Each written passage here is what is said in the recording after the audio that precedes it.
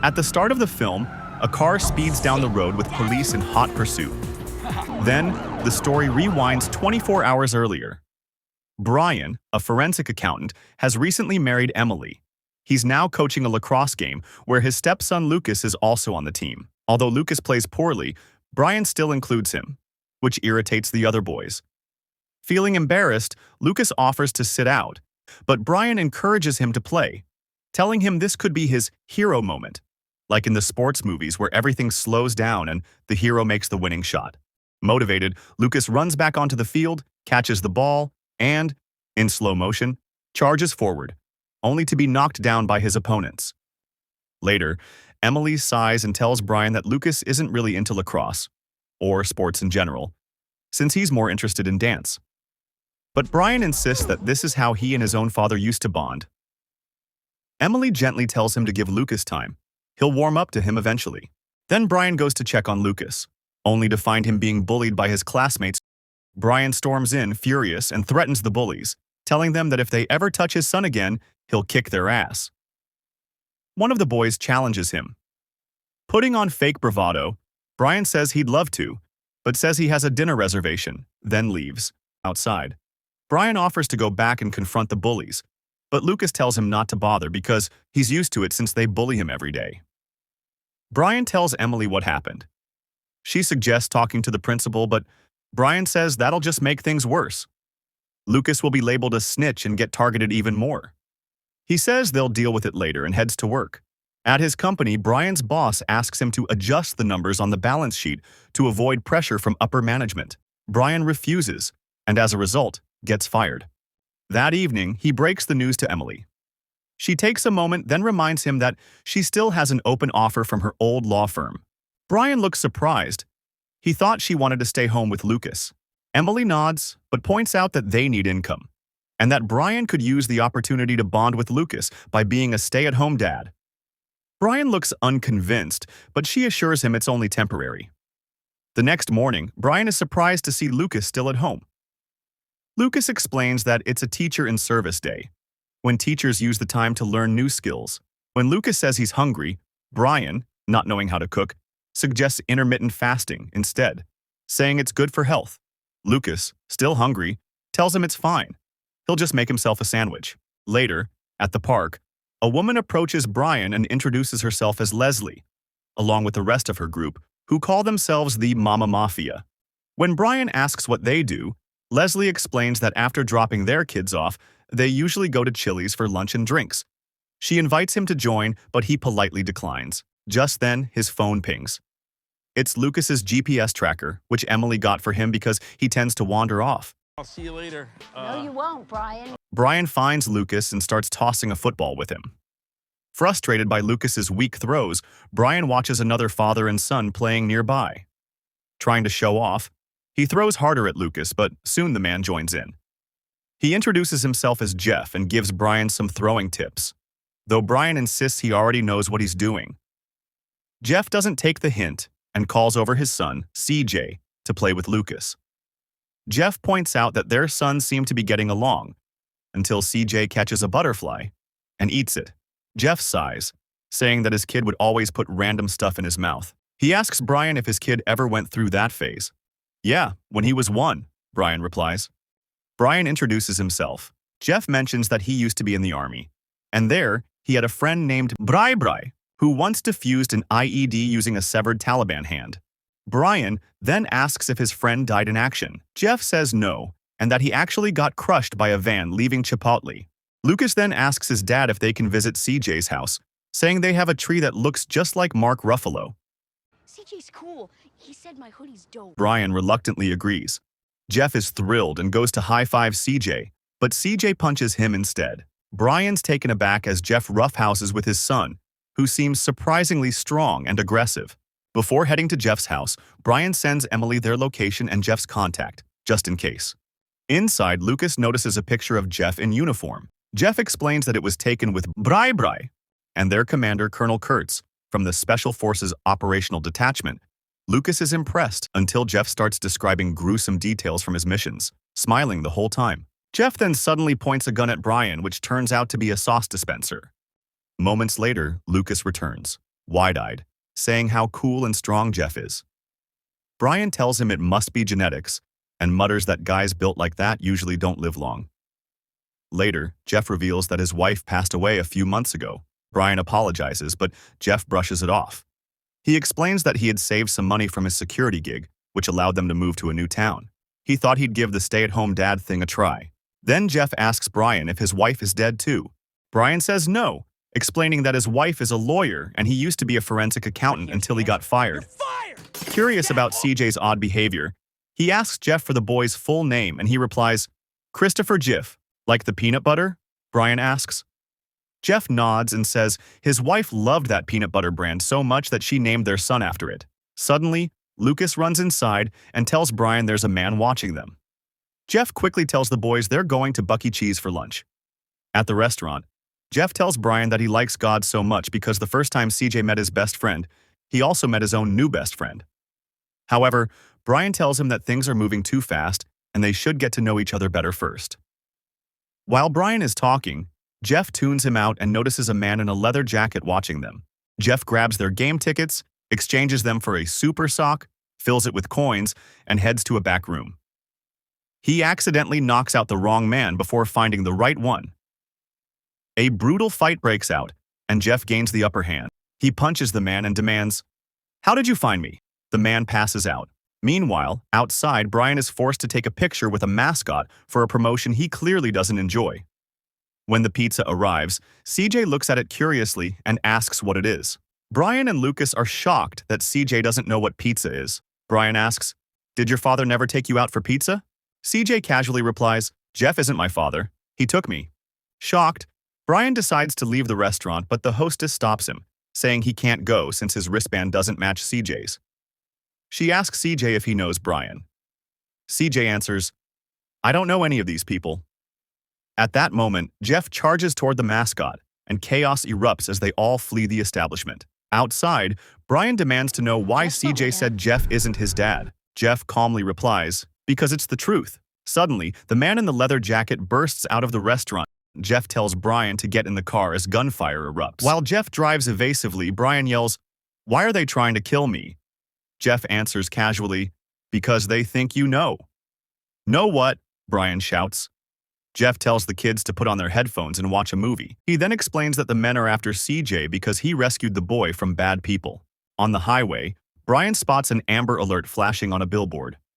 Jeff sighs and says, "Yours looks better than mine did." Brian demands that Jeff pull over so he can call the police, but realizes he left his phone back at Buck E. Cheese. Just then, Emily calls Jeff's phone after trying Brian's. Jeff answers enthusiastically, telling her Brian has talked about her a lot. Emily, unaware she's on speaker, tells Brian that Jeff sounds cool, not like the weirdo Brian told her he was. Before Brian can respond, he spots another car closing in on them and ends the call. Jeff skillfully maneuvers through traffic and loses their pursuers. Just as they catch their breath, police cars begin chasing them, until a black SUV rams a patrol car. Ahead, they encounter the Mama Mafia, Leslie and her group of moms. Leslie sees the Amber Alert on her phone and tells the others to box in the vehicle. Jeff spots Leslie and mutters, "She's hot, dude. I don't know if I can kill her." She instructs her son to tase the driver, whom she calls a pervert. Jeff rams their car, and the boy accidentally tases his own mother. Moments later, the black car tailing them gets crushed by a truck. An hour after, Jeff parks the car, but it rolls backward. Brian tells Jeff to grab it, but Jeff shrugs, saying he'll just have to steal another one anyway, especially now that the car's been tagged in an Amber Alert. Brian insists on leaving, but Jeff warns him that if he does, the men will come after him and his family too. Finally, Jeff opens up. After leaving the army, he took a security job at a top-secret facility, never knowing who owned it or what went on inside. His job was just a patrol, and he'd occasionally have to take random drug tests. The only other person he ever saw there was a bearded guy who looked like Zach Galifianakis, so Jeff nicknamed him Zach. He continues, "A few weeks ago, a mysterious package arrived at the facility. Jeff didn't want to leave it outside, so he brought it in. That's when he heard a noise behind one of the doors and found a boy who said his name was CJ. Brian urges Jeff that they should go to the police, but Jeff refuses. He explains that he already tried. He took CJ to the police, told them the boy wasn't his kid but clearly someone's child, and that he stole him. Now people are after them, but the police tried to arrest him instead. Meanwhile, the kids wander into a candy store and come out completely wired on sugar. At the same time, the black cars arrive in the area. The men have also taken Brian's cell phone and are using the GPS tracker on Lucas to locate CJ. Lucas and CJ spot the men and take off running. They eventually stumble upon Lucas's bullies. This time, however, CJ steps in and takes the bullies down with ease. Back with Brian, he asks Jeff if there's anything else he's lied about, other than his wife being dead and CJ being his son. Jeff hesitates, then admits that CJ's name isn't actually Christopher, and that he doesn't even know what the boy's full name really is. Just then, they notice the black cars approaching. Jeff suggests stealing a car, but Brian refuses and runs off to save his son instead. Gunfire erupts as the men open fire. Brian reaches Lucas and CJ, who are taking cover. Lucas panics and asks where Jeff is, since he's the one who can actually protect them. At that moment, a man advances toward them with a gun. Suddenly, Jeff appears out of nowhere and runs the man over with a car. The group manages to escape, but Brian can't figure out how the men keep tracking them. Then it hits him, his phone. He realizes the men must be using its GPS. He quickly tells Lucas to turn it off before they're found again. Lucas thanks CJ for saving him earlier. In the front, Brian opens up to Jeff about not feeling like a good dad. Jeff disagrees, telling him that he is a good father. He's got the instinct to protect his kid, and Lucas clearly loves him, unlike CJ. Brian admits that he thought he'd have kids in his 20s or 30s but didn't. Then God put Emily in his life, someone he says is way out of his league. Totally out of your league. Like what? Brian continues, saying that when Lucas first called him dad, it was the best feeling in the world. Still, he sometimes feels Lucas deserves a younger, cooler father. Jeff tells him he is cool, and that he would have done anything to have a dad like Brian. Brian clears his throat and tells Jeff to take them somewhere off the grid. Jeff drives them to a retirement home, where he introduces his estranged father, Gordon, a man who abandoned him when he was 4. Gordon notices CJ and assumes he's Jeff's son. Jeff corrects him, saying CJ isn't his kid, but Gordon looks unconvinced. Gordon then tells Jeff that he dropped him off at an orphanage because he didn't know how to care for him after losing his wife. He admits he was young, stupid, and overwhelmed, but insists he kept tabs on Jeff over the years. Jeff, staring at CJ, is struck by how much the boy looks like him, and slowly comes to the shocking conclusion that CJ might actually be his son. Brian asks if Jeff knows who the mother could be. Jeff awkwardly admits he doesn't, saying he slept around a lot back then. Excited, Jeff turns to CJ and tells him they're going to be a great team. Then Jeff informs Gordon that he's in trouble and asks if he can watch the kids for a while. Gordon refuses. Back in the car, Brian tells Jeff they need to find out why someone would take his child and lock him up. Jeff shrugs and says, "Why would anyone want a kid from me? You saw my dad." He explains that this is why he joined the army, to find a sense of family. But even then, he says he failed. He recalls refusing to shoot a child suicide bomber during his service. His commander, Kurtz, was disappointed but still called him his perfect soldier. Jeff says, "He had my back." Brian replies, "That's what it's all about, letting them know we've got their backs." Later at lunch, Brian notices that Jeff and CJ eat in perfect synchronization. Curious, he asks Jeff if he remembers anyone else from the top secret facility he used to guard. Suddenly, Jeff recalls Zach. Brian asks how they can find him. Jeff suggests using a dating app. Since Zach used to come to him for help setting up his profiles, Jeff creates a fake account and messages Zach. But Zach quickly catches on, thinking it's a bot, and blocks him. So Brian decides to use Emily's photo instead. Posing as her, he messages Zach.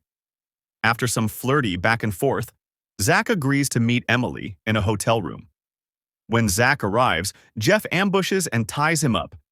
He demands to know why they kidnapped CJ and locked him in the facility. When Zach refuses to answer, so Jeff threatens to waterboard him, basically just pouring cold water on his head, but Zach still gives him nothing. Then Brian tries a different tactic, threatening him with cosmetic travel kit. Zach laughs, vowing that nothing will make him talk. Brian then throws a wad of cash on the table. That does the trick. Zach finally reveals that CJ isn't Jeff's son at all, He's a clone of Jeff. CJ's full name, he explains, stands for Clone Jeff. Zach tells them CJ is stronger and smarter than Jeff. Brian asks Zach why he'd clone Jeff. No, I didn't clone anyone. I'm just like a babysitter. Then who did this? When he refuses to name who, Jeff picks up a lamp, ready to swing it. Terrified, Zach blurts out a name. Simon Maddox. Brian quickly searches the name on Jeff's phone and discovers Simon Maddox is a billionaire tech mogul from Silicon Valley. Just then, Brian gets a call from Emily. He answers, but only hears heavy breathing on the other end. Then, through the phone, he sees Emily on a live feed putting away groceries. A man's voice threatens to harm her unless Brian hands over CJ. The caller then sends him a set of coordinates and orders Brian to drive there. In the car, Jeff praises Brian for finding Simon's location so fast. Jeff thanks him for the earlier pep talk and admits he's starting to bond with CJ more now. "I'm going to be the best dad," he says with quiet determination. They arrive at a vast, empty clearing.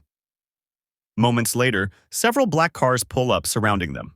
Brian tells Lucas to get back in the car, then turns to Jeff and apologizes. He admits the men had threatened to kill Emily, and that's why he drove them here. Simon steps out of one of the cars while his henchman drags CJ away.